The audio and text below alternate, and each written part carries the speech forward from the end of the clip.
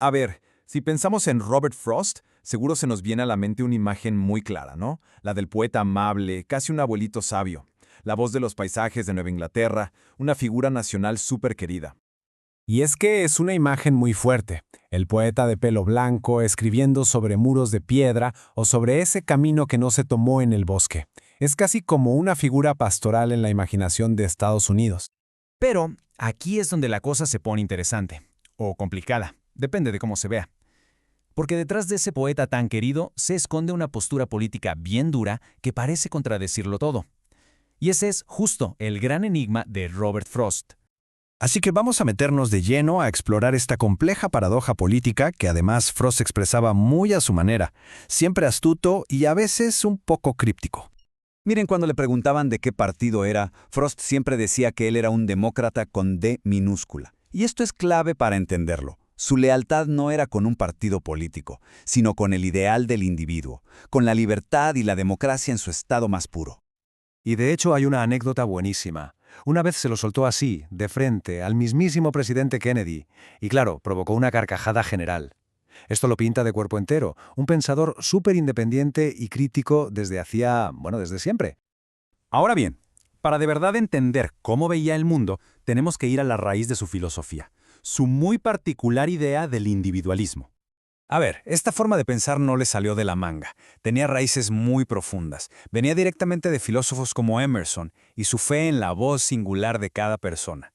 Para Frost, el héroe, el ideal, era el granjero de Nueva Inglaterra, solitario, fuerte, autosuficiente. La idea de un hombre colectivo o de la sociedad como un ente simplemente la rechazaba. Y aquí es donde se ve clarísimo el choque de trenes ideológico. Por un lado tenías el New Deal del presidente Roosevelt, que se basaba en la responsabilidad social, en programas de gobierno para ayudar a ese hombre colectivo. Y por el otro, la filosofía de Frost, totalmente centrada en la autosuficiencia y la empatía personal, de tú a tú. Eran de verdad dos mundos opuestos. Pero, ojo, que no se piense que todo esto era pura teoría, para nada. Se ve súper claro en uno de sus poemas de la época de la Depresión, llamado Dos vagabundos en la época del lodo. Imagínense la escena. Es simple, pero con mucha fuerza. El narrador está en su patio cortando leña, una actividad que a él le encanta hacer.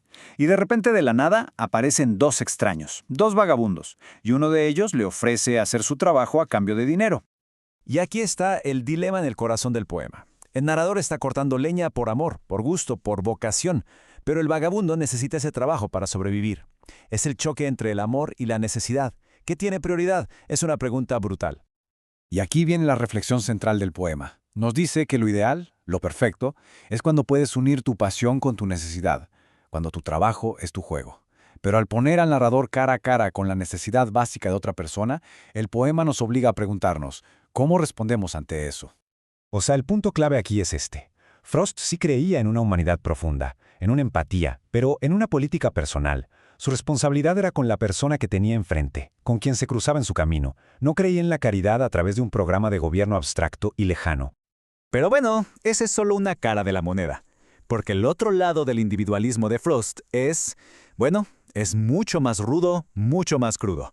Y se ve perfecto en su poema cínico Provee, provee.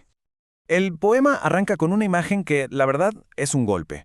Nos presenta a una anciana, la vieja marchita, lavando escalones y nos revela que ella fue alguna vez la bella Abisag de la Biblia. Desde el inicio nos ponen un tono súper sombrío sobre cómo se puede caer en desgracia. La lógica del poema es súper pragmática, cero sentimental. Frost nos dice, la dura realidad es que mucha gente que fue grande cae.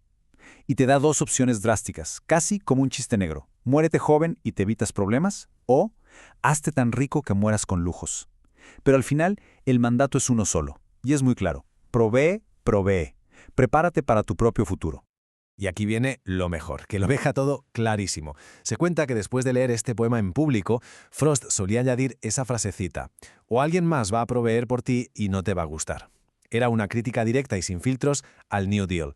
Su mensaje era, la autosuficiencia es tu ancla, porque si dejas que el Estado provea, vas a perder tu dignidad en el proceso. Ok, entonces, ¿cómo juntamos estas dos piezas? ¿Cómo reconciliamos estas dos caras aparentemente contradictorias del individualismo de Robert Frost? Y la respuesta es que en realidad no se contradicen, son como las dos caras de la misma moneda.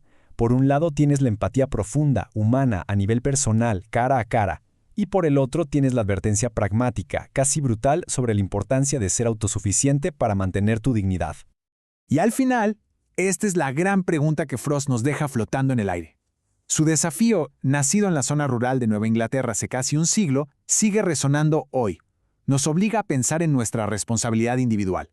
¿Cuál es el equilibrio correcto entre la compasión personal por el que tenemos al lado y la necesidad de ser autosuficientes en un mundo que él, probablemente, ni siquiera podría haber imaginado?